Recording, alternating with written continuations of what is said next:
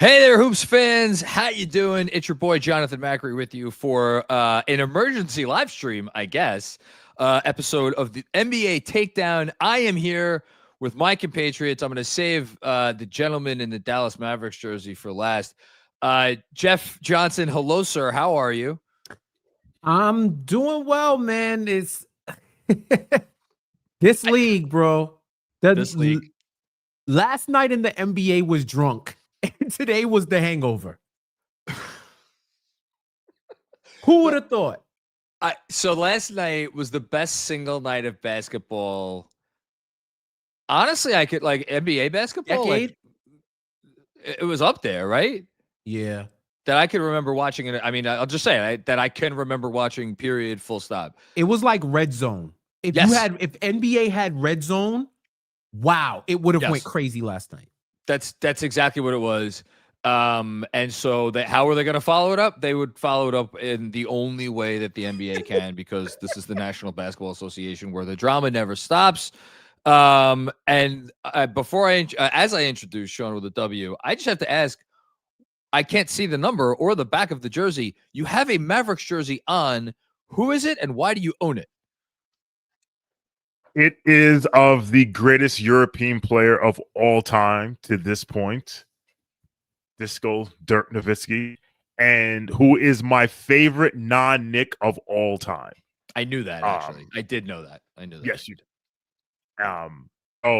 In solidarity with the whole Dallas Mavericks massive, I'm with you today because your wishes have been granted.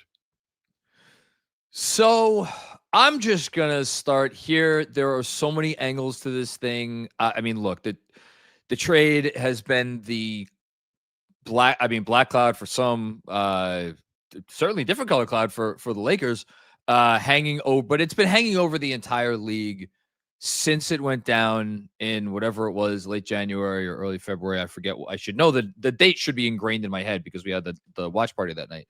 But whatever, it's been 8 months essentially, and it has been unescapable. It has been the biggest story in the NBA, and now there is some finality to that story, although in some ways we are probably just getting started with the repercussions. And it felt like almost the moment that it happened, that today was going to be an inevitable repercussion of that day, of the day that they decided to make the most inexplicable move in the history of the league, as far as I could remember, at least. Jeff, I'm going to go to you first. Was there any way to avoid today? We were always going to end up here and it was only a matter of when? John, do you know what would have been the best way to avoid today? I could take a guess. The best way to avoid today would be not to trade Luka Doncic to the Los Angeles Lakers and not even get a first-round pick, the haul that you could have gotten. You don't trade the franchise player and one of the top 5 players on the planet. Is he 25 yet? So Luka Doncic, as of right now, it's funny, I just pulled up his basketball, actually not his basketball reference page, but like the Dallas Mavericks of the team he left. He is going to turn 27 in February. Not even 27 yet. If you you know what would have been even better? They should have gave him a copy of Insanity or P90X. And gave him that for the offseason. If it was that serious, if the whole weight thing wasn't that serious, because you know what? I've seen what thick Luka did. Aerodynamic Luka looks even better. This was unavoidable. I sent you a tweet. I sent you a tweet from Kaz, and that sums up what happened here effectively. But I don't think there is any way this could have been avoided. Shawn, I am trying to think of another scenario in NBA history where the car crash happens and we all, it's like we or rather, let me rephrase that. where like the car crash doesn't happen, but like the cars are speeding at full speed ahead, and like to the same point, the percentage chance that they were not going to hit was essentially zero, and everybody saw the car crash happening in real time, even though it did not start yet. And I have to think, yes, the Mavs still have Cooper Flag, but I'm almost wondering if I'm a Mavs fan today, which I hear the closest among the three of us to being a Mavs fan because you're wearing a Mavericks jersey. Does this make me feel better? I guess, but I at the same time, I'm like, in a way, I might feel worse because you let this, again, I'm going to borrow the phrase chuckle fuck because it's the best phrase I've ever heard to apply to someone in my life. You let this guy do this. And now here we are 8 months later or 9 months later, whatever it is. It's astounding. When the Knicks were going through their coaching search, well, when they made the decision to fire Tom Thibodeau and then began their coaching search, which was mocked by the rest of the league being desperate, how's that look now, right? But one of the main subplots from that search was how involved James Dolan was in the removal of Tom Thibodeau to the point that he was sitting on exit interviews. And listen, I understand there's PTSD when it comes to any time James Dolan touches anything regarding a franchise, but the biggest refrain was he shouldn't be involved in these decisions. He should just hire people and get out of the way. In fact, that's what so many people yelled for years. And I push back and say these decisions that your like owners should be involved in, especially when it's involving eating millions of dollars, I think like $20 million. Sure. But you know one thing I can say about James Dolan? Well, two things. One, this is why your should be involved. And two, I can say this. James Dolan knows ball. Because I cannot see a scenario where Leon Rose could go to James Dolan and say, hey, I want to trade Luka Doncic. And James Dolan says, all right, cool. Whatever. Like there's not knowing ball, and there's whatever stratosphere of not knowing ball Patrick Dumont is in. Because somebody should have told him, or he should have known, like, wait, you want me to trade this guy for that guy? Like, to answer your question, if I'm a Mavs fan, I am pissed because you saw this coming. You're like, he's going to get fired because we traded this player. At the same time, you say to yourself, the Luka trade is a sunk cost. It's gone. It's done. It's not coming back. We are moving forward, and this was the first step to move forward. No, I want to be very clear in the question that I just asked, because I have seen some takes that, and speaking of the Kaz tweet, Jeff, that you referenced a second ago, I'm gonna put it up here because I just screenshotted it. I have seen some takes that they should. Here we go. They did indeed expect one of us in the wreckage, brother. That's good job, Mike Kaz. Anyway, I have seen some takes that, like, what good does it do now? This, Harrison had this vision for this team, and now you're gonna fire him. He's already done the thing. Like, you can't get it back. Like, firing him does not get Luka Doncic back, as much as I wish, or I'm sure Dallas fans wish they could. So let him at least continue to do this. I agree with the alternative perspective, which is like, and I apologize. I'm stealing this from somebody, and I maybe I could find it quickly because I think I may have liked it on Twitter. But someone is like made the comparison. It's like, no, if someone is like driving drunk on the road and they've already caused a lot of damage, like, you don't just let them continue driving because it's like, all right, well, they've already done the worst. So, like, what more? You take the keys away and you impound the vehicle and you put them in jail. And today, Nico Harrison wound up behind bars, and I cannot imagine he ever is going to get another job in the NBA for as long as he is around. Ever. And that's like the first real topic that I wanted to cover. And I don't know, like, look, there have been some bad GMing. There has been some bad GMing done over our lifetimes, at least.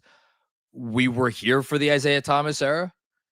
But like, and look, if you look at the collective set of decisions made, again, just to throw a name out there, by Isaiah Thomas, they were bad. Some of the decisions were inexplicable. The Eddie Curry trade may not have been his worst trade in theory, but in terms of the repercussions of that trade, you could argue it single-handedly set the franchise back several years. We've had some other not so great GMs here. Shout out to whatever it is, 11-time NBA champion Phil Jackson. So we know bad GMing when we see it here in Knicks land.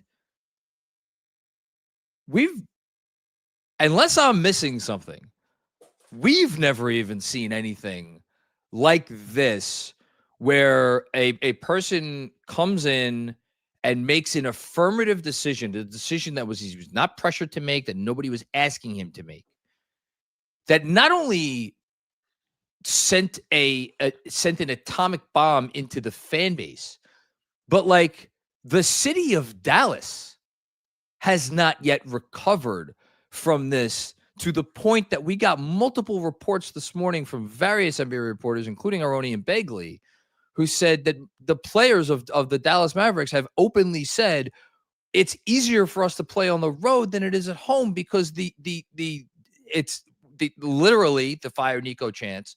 They can't concentrate on the game with them, but also just the aura of being around with all of this suffocating pressure. So again, they had to do it. They had to make the move. But shit, man, Jeff, like, is this guy going to go down as the worst GM in the history of the sport? I'm serious. I don't know if he could be the worst GM, but he definitely has the worst transaction in the history of the NBA on his ledger. It's got to be on his ledger. I called it out when it happened in the dead of the night after that Knicks-Lakers game. I to the point where, if you remember, Shams had to tweet, this is real. Yeah. This is real. Shams had to tweet from his main account, his professional account, guys, this is not cap. This is true. That's how shocking this move was. Yeah. Any other superstar, even LeBron, to get traded now might be surprising. Might be like, oh, but we've heard enough to know that while it's outside the realm of possibility, it could still happen. And he's also in year 85. So it's whatever, right? This was the most shocking trade I think I have seen as a sports fan. I think by far. Like, you might bring up other ones where I might say, oh yeah, that caught me off guard. But shocking to the point where social media almost crashed. People blew up Sham's personal phone. Like, yo, someone's got your phone. They just tweeted out some Luka Doncic trade. Right? To the point where that game last night in Stupid Finish Monday in the NBA, PJ Washington's on the line, 3 free throws to tie the game, hits the first one, misses the second. They start chanting "Fire Nico." Before his third shot, they started chanting "Fire Nico." He had to create an escape hatch so that he didn't have to walk through the crowd. This was completely untenable. You had a fan courtside with a Luka Doncic Lakers jersey, chatting up the owner, having the owner have to tell him, yeah, we made a mistake. I'm trying to rectify it. We want the fans to have faith in us. To a fan with a Lakers Luka jersey talking to the owner of the team. Like, this was completely untenable. I think he has it on. Now I think I've convinced myself he's up there.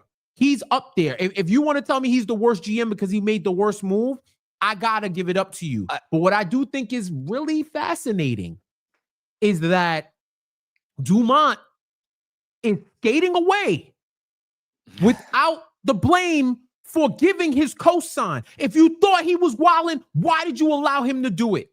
We talk about owners meddling all the time, right? Yeah. You should have meddled. You should have full meddled. You should have gold medaled. You should have silver medaled. You should have bronze medaled. You should have swept the podium. How did you let that happen? And of all teams, the team that leads the league in Photoshop jerseys, you willed it. You manifested it to come to life. You did this. If I'm the Western Conference, I'm pissed that you did that. Shit, I'm in the Eastern Conference. Yeah. Especially if you know what. Yo, if you're in the East, you're like, damn, I didn't know it was open season. Pick up the phone. If you're a Mavs fan today, and I kind of want to like talk to Mavs fans at some point, or talk to at least a Mavs fan who has good perspective. We got to get someone on the show. Like, yeah, you're always going to be mad at Nico, and the name Nico Harrison is always going to send a chill up your spine. But Jeff, you make such a good point, because for you to be the guy in charge, and to like, there's all kinds of idiots out there in the world, but once you got the team from Mark Cuban, you were the steward. It is on your shoulders. Everything comes back to you. The buck stops at your door.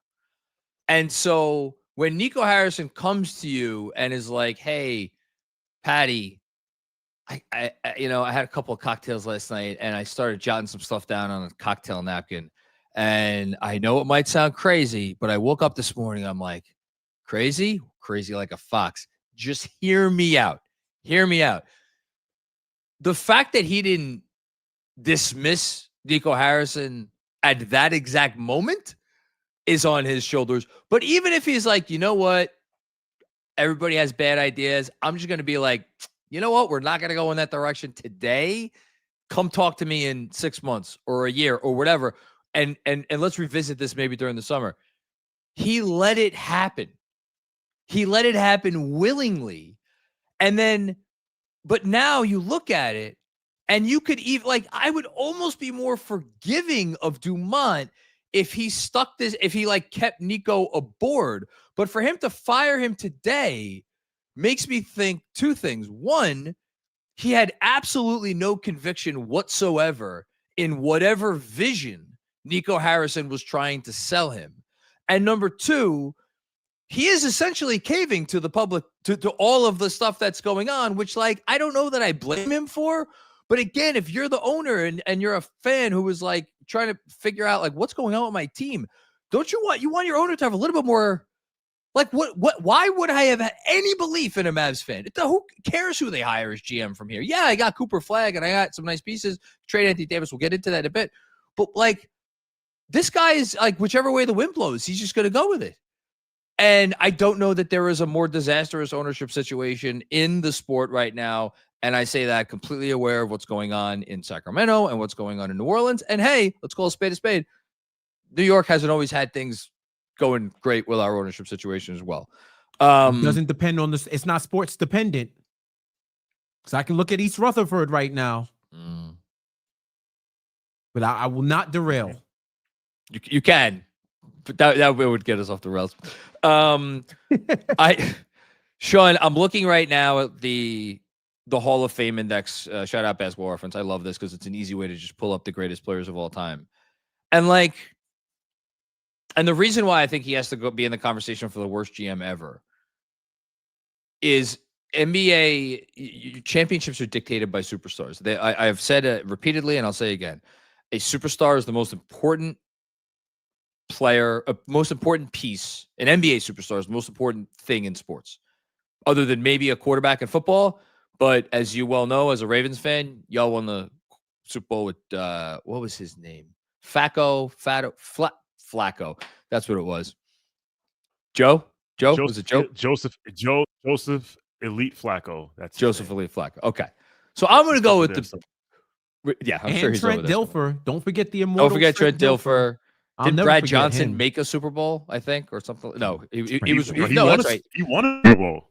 Yeah, against the freaking Giants. They let Trent Dilfer and that damn defense. Boy. So, I'm going to go with the NBA superstar is the most important thing in sports. And there have been other GMs that have traded NBA superstars in their prime. Will Chamberlain got traded twice. Charles Barkley. Kevin Garnett was on the tail end of his prime. But if you look at each of those situations, even Wilt, and we have to go back 60 years for that, there were things leading up to it that were not the concoctions of one man's psychosis. And none of that was here. You could argue that among players under 30, how old is Jokic? Maybe with the exception of Jokic, no fan base was as in love with, and justifiably in love with, their superstar than the Dallas Mavericks were with Luka Doncic. Except there's one other name that has to be in that conversation. And you know who it is, Shawn? The Knicks fans and Jalen Brunson. And do you know who let Jalen Brunson walk out the fucking door in Dallas? Nico Harrison. So, Jeff, when I tell you, or when I try to argue to you, that he has in the conversation for the worst GM in the history of the National Basketball Association, it's not just the Nico thing. It's the Brunson thing as well, because that's on his ledger. He let one generational superstar walk out the door. And then but a few years before that, he let this other guy who is our favorite player in this city since Patrick Ewing, Willis Reed, Clyde Frazier, whatever, you got to go back a ways. Yeah, 1,000%. That's why I said the more you talk, the more I remember. I forgot he was the GM that let Brunson go. Oh, he was. And let's not forget, keeping the Knicks ties, Quentin Grimes. This is deja vu. If you watched yesterday, this is deja vu. You traded him for Caleb Martin, who scored maybe 2 points more than I am this season in the NBA. And Quentin Grimes is looking like a 6 Man of the Year candidate. Yeah. You have to own the decisions you make as a GM with the full knowledge that they're not going to all work. Some are going to flop, some are going to fail. But this is the type of consistent flop. It's like, yo, when have you been right, fam? Wow. Cooper Flagg, #1 overall pick. I wonder who you're going to take. Like, when have you been right? Like, when have you been right to the point where you could say it sort of balances the scales? Like, if you were in front of the Egyptian god of death and they were weighing your heart against the feather, that heart is sinking, bruh. That heart is sinking. Mott is looking at you like, you got any other trade? What did you do before this? Let's just get Dallas out the way. What was the rest of your life like? Because right now it's looking like the underworld or bust. Shawn, allow me to introduce this word that is considered dirty, nasty, and violent internet. The word is called context. I'm in agreement that has made the worst decision in NBA history by an executive. That is undeniable.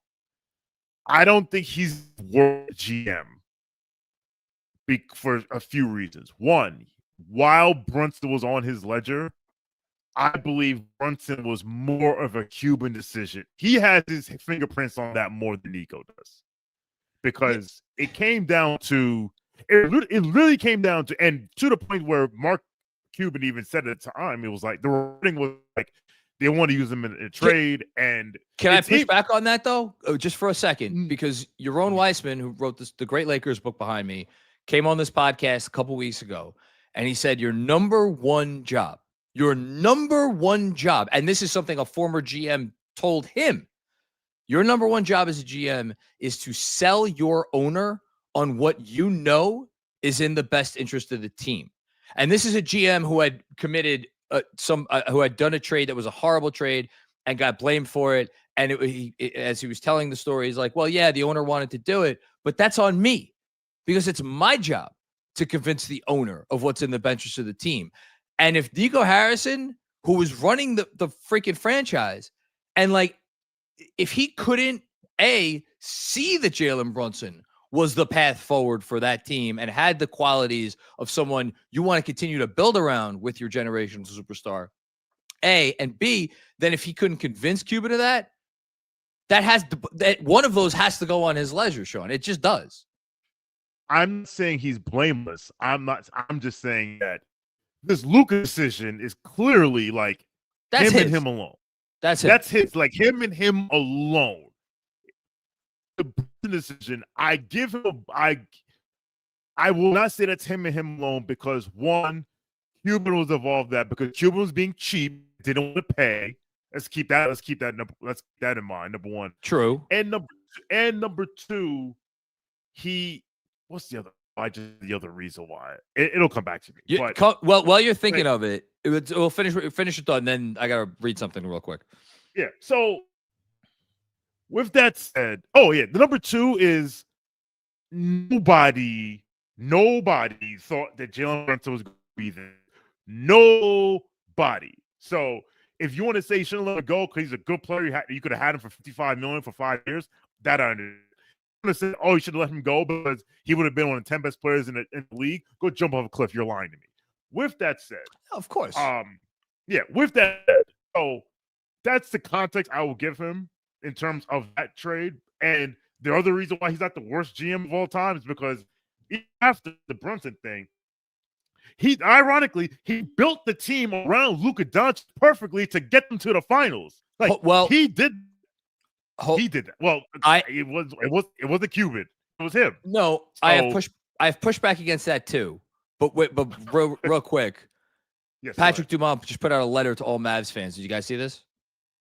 No. Run it up. Put it on the screen. You know what? Let me. I will get it up in a second. That's what somebody said. Let me just say, in terms of the pushback, that I will give you on him building a championship team, that made it to, or not a championship team, a finals team, right? That's what you said. He built the finals team. Who was the second best player on the finals team, Shawn? On that 20 whatever on the team that Luka took to the finals, who was the second best player on that team? Oh, why? Okay, that team's it was 3 years ago, 2 years ago. Kyrie Irving. Kyrie Irving, right? Yes. Okay. Yes. He traded for Kyrie Irving. It was a good trade, right? Yes. No question about it. In comparison for what Kyrie gave the team, second best player on a finals team, did not really give up all that much to Brooklyn, and obviously we know why. His trade value was extremely low. I'm not begrudging him of that. But when you trade Luka Doncic, who is one of, at the time, your two main shot creators on the team, and I'm putting up the letter right now, you do that because you're like, and they kind of said as much. You do that because you're like, well, we have another shot creator on the team. We have a guy who some people think is one of the greatest point guards of all time in Kyrie Irving. So that Kyrie trade emboldened him to make the Luka trade in the first place. And then if you take it a step back, why did he make the Kyrie trade? He made the Kyrie trade because he had to clean up his mess after letting Jalen Brunson walk. This shit is all connected. It leads us to how we got here with Patrick Dumont now sending an open letter to Mavs fans. The name Luka Doncic is not mentioned once, not one time in this letter. And I'll cut to the relevant portion. Though the majority of the 25-26 season remains to be played, I know our players are deeply committed to a winning culture. This decision was critical to moving our franchise forward in a positive direction. Please know I'm committed to the Mavericks. And now here is the best part. Thank you for your support. Thank you for holding us accountable. And thank you for your passion and your patience. You deserve transparency in a team that reflects your spirit. Our goal is to return to winning basketball. Our family is committed to that mission and continuing to invest in Dallas and the Mavericks' future. Please join me in continuing to cheer on our players and supporting all of those who work to make this organization the best that it can be. He is just admitting the reason why he fired the guy who made the most detrimental trade in the history of the league is because fans are showing up and booing the shit out of the team night after night. Don't leave me, girl. Well, listen, we can't. Fans complain when owners listen to them, and then fans complain, "Why are you listening to us?" Like, you can't have it both ways. At the end of the day, I know. He's right to say, like, "Yo, this is not on the players. Stop booing the players." He should say that, and he's right. Number two, I remember Amin Al-Hassan saying this years ago. He said that when it was after some decision, some teammate, somebody, whatever, and they were like, how much do these talking head shows, your first takes, your things first, your speak, whatever, influence the team owner's decision? And I remember him saying, and Amin used to work in the Suns organization. He was an executive in the Suns organization, and he would say, it's not that show influences them, but all the people in their circles watch that, and then they go to the owners like, hey, what happened? Like, you sure about this? I heard about this. How about that? What are you gonna do? What are you gonna do? And that builds pressure. Yes. And I think this example, the Luka trade, is the most extreme example of literally everyone in Patrick Dumont's circle that was February 1st, 2025. So for 9 months, everyone in this circle has been like, Patrick. Yep. Patrick. So that's bound with because again, listen, I can't blame her for listening to the fans because I have not seen as toxic of an environment in the NBA outside of the Palace of Old Hills in November of 2004. Like, it's like, did you see the video when they when the Pels at home, they lost by 2, and the look of disdain on all their faces? Like, something had to be done. So I think listen, clearly there's fan pressure, there's player pressure, there's media pressure, there's circle pressure. Like, as a wise man once said, what should be done eventually must be done immediately. I'm not disagreeing with a word of any of that. All I'm doing is trying, and it's actually, again, it's not that hard because we've been there not that long ago, to put myself in the shoes of a Mavs fan and just trying to gain some level of hope that just hope, period, moving forward. And I myself, as a sports fan, I don't know if you guys feel differently, but this is probably the defining characteristic of me as a fan of any team I root for, which is that I need to have some modicum of faith in the process behind what is going on behind closed doors. And if we got here today, based on all the evidence, the way that we got here today, again, if I'm a Mavs fan, the process has been fucked royally from minute one to, and by the way, we're sitting here talking about Nico Harrison. We haven't even touched on all the other shit that has been reported about Dallas over the past bunch of years. And again, we don't even need to go there, but just go Google anything about the Mavs and how that organization has been run for years. What faith can I possibly have that things are going to work out in my favor moving forward, other than the fact that I have Cooper Flagg on my roster? And by the way, I feel bad for this kid because he could go out there and he could be rookie of the year. He could be an all-star in 2 or 3 seasons. He has to live up to an impossible standard, So Jeff, let me turn to you. Where do you go? Let's go with this. Where do you go from here if you're Dallas? If you got hired tomorrow as the Mavs GM, where are you going? This is the start of a new day. We can't change the past. All we can do is move forward. Right? When one falls, we continue. We continue and continue and continue. That's what it's got to be. We got to move forward. We have a young prospect who's some have pegged as a generational talent. We still got Kyrie coming off Snake Way in January from the ACL injury. We got Derek Lively. We got Gafford. We got We do have AD. He might be banged up, but we still have AD. We got a solid squad, and things are looking bad now, but we have to move forward as a franchise. You wanted this, fans. Y'all told us to fire Nico. Nico's gone. I'm here now. Give us a chance. Give these players a chance. More than anybody else, we need to establish a comfortable, inviting environment at home for our team. And at this point, there really ain't nothing else left to chant unless y'all want the coach out next, unless you want everybody else out next. And guess what? The ownership ain't changing anytime soon. So if you want to blame them, cool. You're stuck with them for at least a decade. The front office is in the process of flux. The coach, I mean, for all intents and purposes, he hasn't been a problem.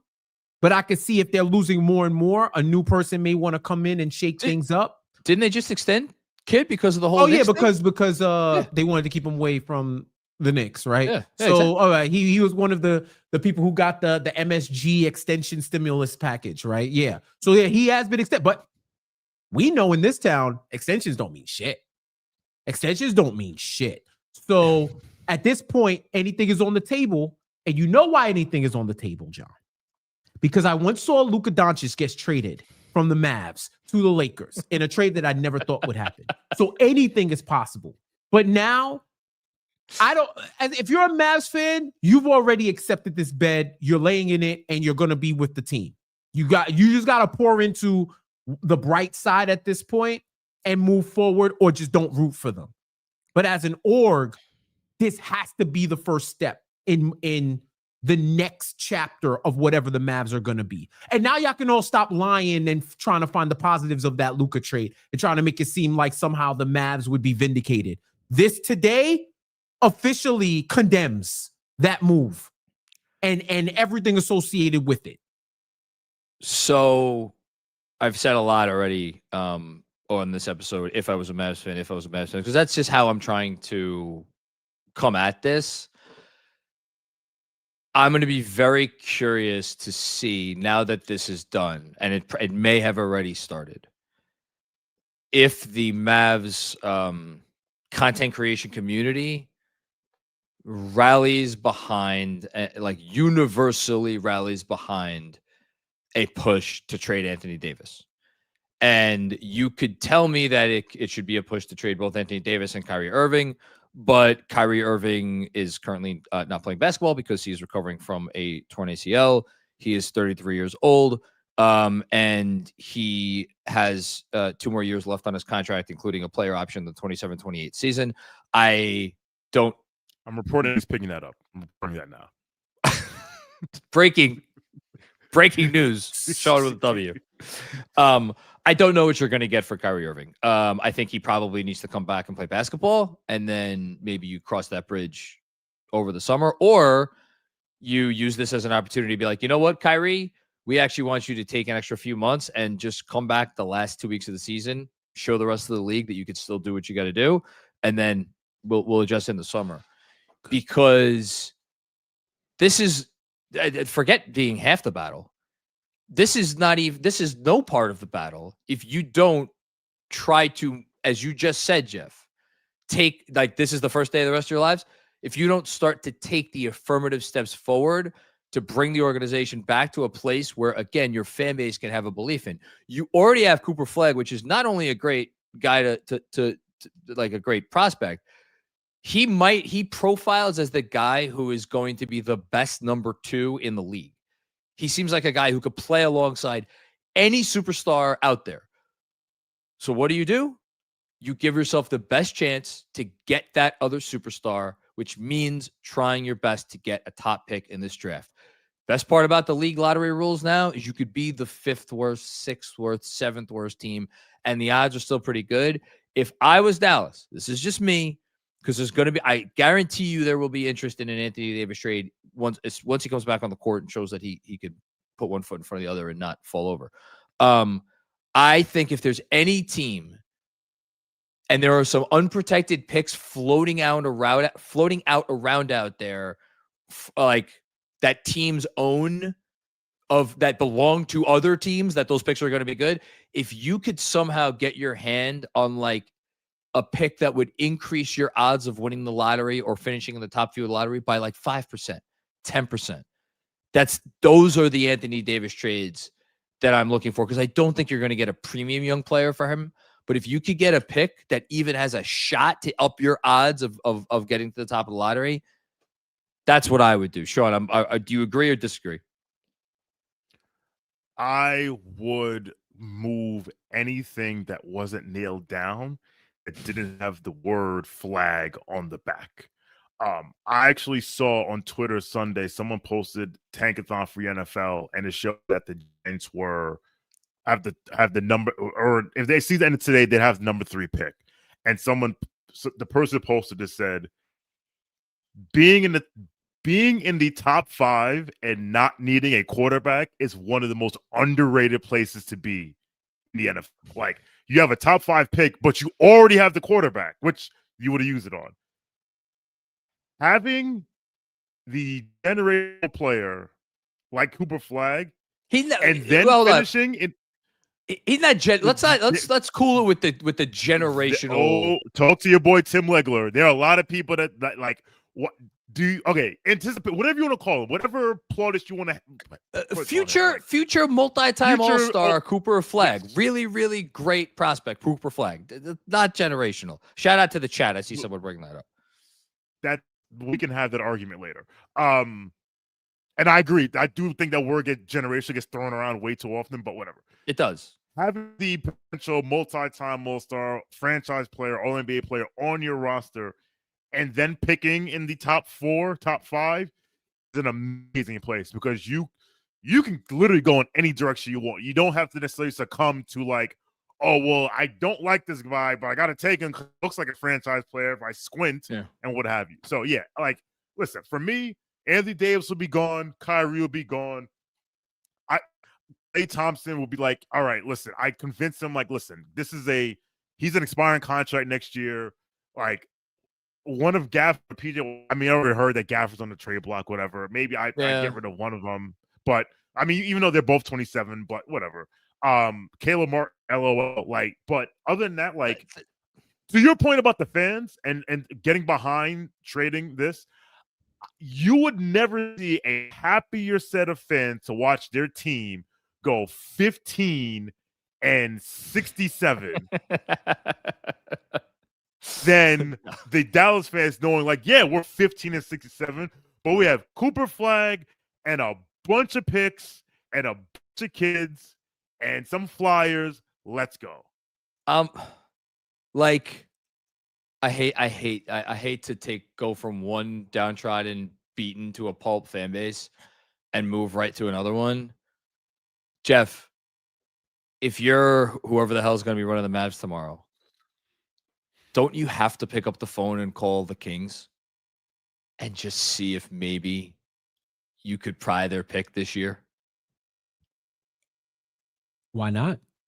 I'm serious. I'm serious. I mean, like, Anthony Davis can be traded for generational superstars. There's nothing out of the realm of possibility that they can't have it again, or for something the equivalent of something that's going to be advantageous to you, right? What I was just sitting here thinking, and I don't think probably there's like cap gymnastics that have to be told, but when you were talking about trading Kyrie, I just had an idea, because I was like, they're going to fucking trade Kyrie to the Rockets, aren't they? They're going to trade Kyrie to the Rockets for Fred VanVleet or someone like that. No, it's Van Vliet's contract. You could do Eason, and the Rockets have a bunch of picks. God. Jeff, you might be speaking it into existence. When you were like, yeah, they need to get something for Kyrie, and I was like, who needs a point? Get the out of here. That's literally what the thought process was in my head. But I'm dead serious. It makes the Rockets would do it, right? You know who else may do it? Oh. If I was them. I'm trying to see if this damn trade works. What? I'm Who trying to you think who else the could Rockets deal. you The Rockets quietly Rockets if you trades wanted easy. to come off the bench. No. Rockets trades easy. You know what? They can't do it, but you wanted to come off the bench. Wait, who are you talking about? Who are we talking about? I'm speaking of Are you talking about our basketball team? No. Stop it. And that's why I said Who? he's not. Who on our basketball team? Who? There's no. I said there's if you no, wanted there- to come off the bench. If we're, Wait, if we're really who? gonna, You talking about if Kyrie? we're Get the really fuck gonna out. Excuse me. if we're really gonna do the how can the Knicks take advantage of the possible implosion of the Dallas Mavericks, I would. Christie, Najee. I mean, but so I would hang on to Christie if I were the Mavs. I think he's still on a pretty. I think his contract's pretty good. He's a fine young player. I don't think you're gonna get the thing for him that's gonna make it worth like keep him around. Keep him around. He's a good young player. He might get better. No, I was like PJ Washington just got signed to an extension that now that he has forgotten how to shoot, all of a sudden does not look so great. So I don't think I want to be in the PJ Washington business. And I've always liked PJ Washington. I'll say this. If the Knicks ever have another 3-game losing streak again, my dog's very concerned about this, what I'm about to say. If the Knicks ever have another 3-game losing streak again this season, I don't know that they will, watch the fan base be like, could we do Cat for AD? Oh, come on. I would watch. I would anyone who did that. Yo, if You're you telling me do that, hold on, wait, I'm just answer the blocking question. You're telling me that would not get uttered. brother. It's Twitter. From Any- smart fans? No, I'm not from any brother, fan. yes. Smart fans. That's an John. oxymoron. Yes. I did study hall on Saturday. Fan told me that the Knicks would lose in the first round to the Indiana Pacers this year. So yes, there's always a fan that will utter something. But to Jeff's point, are we talking about fans or are we talking about smart fans? Or content creators or grifters. Or Okay. All right, that's fair. You want to talk about the writing. Like my Kyrie thing was just like whatever, just thinking like you need a backup point. You know, we're good in the East, but I was thinking that's less ludicrous than Cat for AD. I'm the biggest Cat skeptic among any person who does this with some level of prominence. I wouldn't do that trade because you know what Cat does? Cat stays on the floor. Yes. I do think they missed their window. He does because Nico was ready to give everything up. You might have messed around and got somebody. You could have messed around and got Max Christie for 6 cents on the dollar. I mean, the way he was giving it up. So now the new whoever they bring in now is going to be way more cautious. Here's the we can end on this. If I was a fan, and it's ironic because the point of the letter was meant to placate the fans and to beg for the fans' forgiveness. If I was a fan and I read that letter from the owner / Dallas PR, I would actually be more worried because that letter says to me that they are not giving up on the season. They are going to try to continue to make a push to win this season. And why in God's name, my best player on the roster will not be old enough to drink for 3 years. He's 18 years old. Why in good grief should I try to continue to make a push to win this year when the Western Conference, I'm looking up at OKC, I'm looking up at Houston, I'm looking up at Denver, I'm looking up at San Antonio, I'm looking at I'm forgetting, like Minnesota, like there's one other team I'm looking up at. They have a guy who's currently averaging 40 points a game. What? And they were purple and gold. And they were purple and gold. I'm looking up at all these teams. I'm almost like, if I'm Dallas and my best player is 18, I'm like, you know what? Let me set this thing up. And here's the other problem. They're out picks in 27, 28, 29, 30. So in a perfect world, they try to do what the Nets did, where they sent out all the picks for Harden, and then they recoup those picks from another team or other teams, Phoenix and actually Dallas, in the trades that sent out KD and Kyrie. But so it's like, all right, we don't have our own picks because we were stupid. We traded them all away, but we'll get some other picks that we could at least kind of still rebuild through the draft. I don't know if they're going to have the ability to do that with the players they have on their roster. Again, shout out Nico Harrison. But I would almost be trying to kick the can so far down the road. It's like, yeah, Mavs fans, check back with us in like 4 years, and then we'll be ready to actually compete for a title again. That's how, if I was a fan, that's honestly what I would prefer. But that's me. And I know I'm maybe built a little bit differently. So, Jeff, final thoughts? I mean, I don't know what else there is to say about this, really. Doug, this league is crazy, man. This league is crazy. But if there is a fire sale that's going to happen in Dallas, boy, that could make some seismic shifts in this league. Just thinking about it now, oh my God, it can make some seismic shifts in this league. But I don't even think their roster is a blow up roster. What do you mean by that? It would be more like a going out of business sale than a blow up roster. Like where it's like they're not a good team, so just trade what you have. Like I don't think they're a bad team. I just think that they don't got their people and they're off to a good start, and they're not off to a good start. Shawn, why are they a good team? I don't think they're a good team. I just don't think they're a bad team. They're not a good team this season. They're 29th. I think they would do way better if their people were available, but they're not, so we're here. If that makes sense. Oh, but one guy's never available, and the other guy is 33 years old and tore his ACL. So, like, even the guy tore his ACL comes back. Like, we saw what it looked like when he was the clear-cut best player on the team. They were fighting for their lives last year before he tore his shit. And then the other guy, the other guy don't play. So they're like somebody in the chat talking about I like AD. He don't play. Here's all you need. As I say, like, how good is this team? Like, this team isn't good. Like they are like, okay.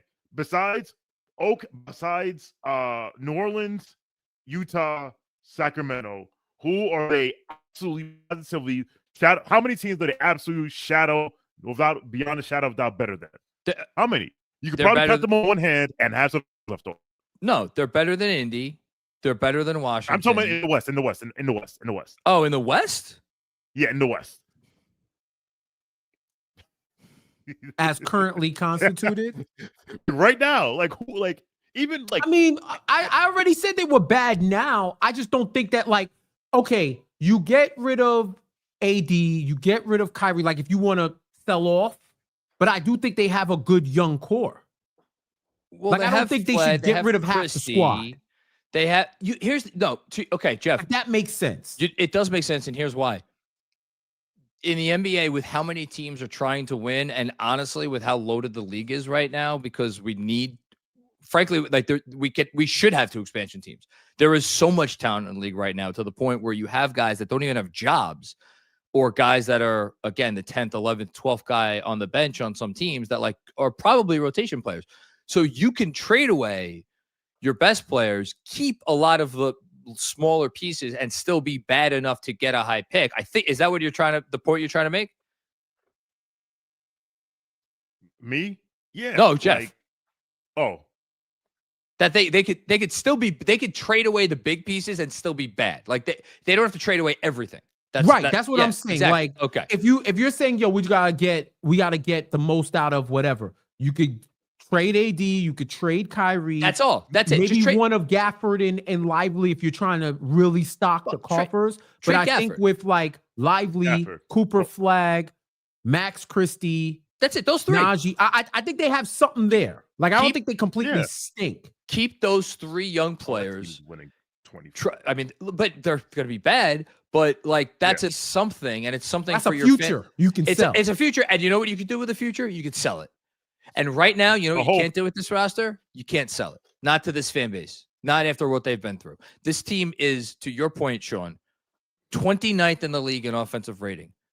The only team that they are better than is the Indiana Pacers. They are 10 points per 100 possessions worse than the Orlando Magic. They stink. Like, it's over. It's over. To your point, go 25 and 57 with Flag Cooper and Lively and Matt Christie and Lively Yeah. And maybe Jaden Hardy can get some run because he's a member of the he's the newest inductee of the don't do is nice, you don't get no burn fan club, but yeah, it's over. It's over. Like it's over. It's a sunk cost. You move forward, and to your point, you do that. You say like you can sell this. Yes. Here's what you got. Here's what you sell. And the last thing, I meant to say this before with the AD part of it. Anthony Davis is eligible to sign an extension this summer. That extension has a chance to be very detrimental, to the point where if you get to this summer and you do sign him to the extension this summer, he might not become untradeable, but whatever trade value he has now is probably going to go down significantly. So I actually would argue that you kind of have to trade this guy now, especially since if you move him now, not literally today, maybe, you want to wait till December or January when more of the league can be traded and trades actually start. That's fine. I'm not, that's kind of what I'm going for. But like, again, you have to get either a pick that has a chance to be a premium pick. Call Atlanta, who owns New Orleans pick after that disastrous trade. See if maybe you could convince Atlanta that, hey guys, like, the Knicks, the Cavs, like there's no world beaters there. Maybe you guys could be in the finals in June. Like, take a shot. Like I would at least see if there's something that can be put together where you could get a hold of that pick. And now, do I think if I was the Hawks, would I trade that pick? Should I? No, I don't. But try to find someone that might be willing to give you, again, a premium pick or a premium young talent. That's where I would go. But I don't know what the Mavs are going to do. Oh my God, what a wild day. Shawn, final thoughts before we get out of here? I'm seeing a lot of talk on the timeline about how Nico was taking the fall for a trade he didn't make. I'm not buying any of that garbage. You're not going to tell me that Dumont made him trade Luka Doncic. You're like if the least ball knowing people in the world who run basketball teams like money, and they know that guy's box office, and they're not going to trade box office. Like, no. This was Nico. And to your point, John, he successfully convinced ownership let him trade this guy. Yes. This is Nico. Yes. And this is Nico. End of story. Jeff, final word. Shawn could tell me, yo, buy a Pinto. They're coming back in style. I still got to sign the check and say, yo, go ahead, go cop that for me. We can push it to the crib and then use a what is the tool used that you use to change tires? The jack? The jack. Not the jack, the cross. Oh, I know the crossbar thing. Yeah. Yeah. The use one of those. I'll say use a wrench in the ignition to start it up. Linoleum seats with the whole nine. But I got to say, yo, you know what? You're right. If you can be convinced to trade Luka Doncic on your team in his prime, then you have to own a major portion of that blame pie. Maybe not all of it, maybe not the majority, but you at least got 40% as the floor. And I'll say this really quickly. Please. The cost of trading Luka Doncic is not the crime as much as it is the return. Because if you want to say to yourself, all right, he's going to be a free agent in 2 years. He doesn't like the stuff that we're doing. We're trying to get him to eat better and take better care of himself. He's not listening, whatever. You want to entertain that? Fine. But to not incite a bidding war and just rob a franchise blind of everything that they have, that to me is the worst outcome. Like, Shawn, if you want to trade Luka Doncic, I listen. Now I know I'm a person that compared Luka Doncic to Michael Jordan.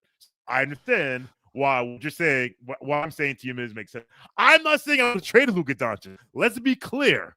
What I'm saying is, if you decide to trade Luka Doncic, you have to get everything from somebody.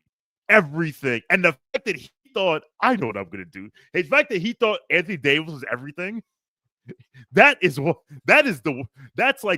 Rico. That's the Rico charge right there. Like, oh my goodness. Shawn, I get what you're saying. I think I've made the same argument. The pushback I will give is there are, let's see how off the top of my head,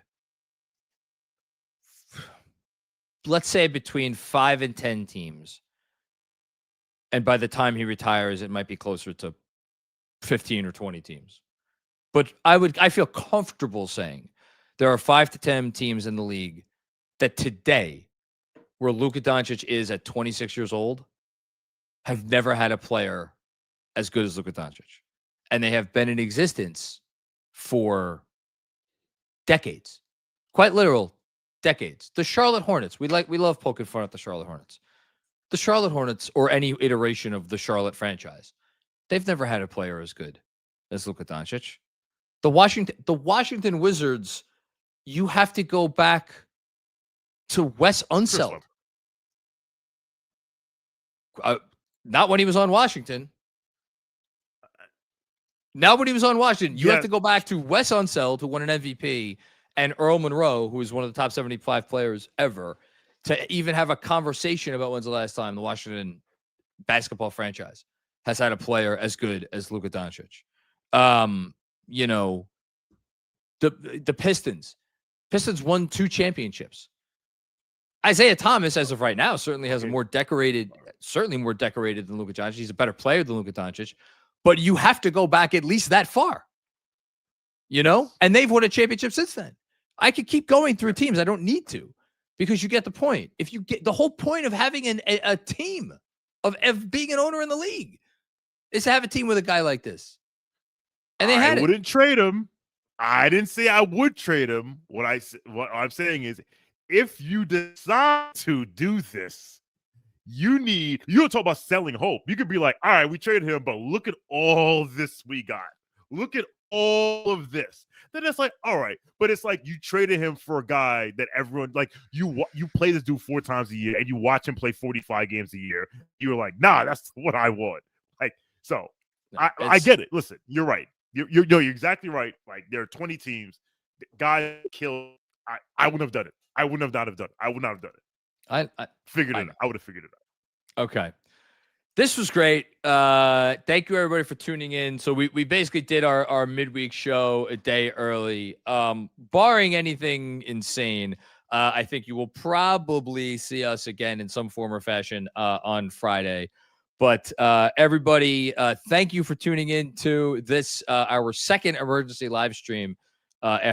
We've done a gambling emergency live stream, and we've done a Luka emergency live stream. What's the common thread? Poor fucking decisions. Make better decisions, people in the NBA. That's all. And stop gambling. Stop when you gambling. Gamble, you can lose. Stop gambling. Common thread. Yes. Don't gamble. Stop gambling when you have a sure thing. That's, you know what? Don't gamble away a sure thing. If that isn't a t-shirt motto, I don't know what is.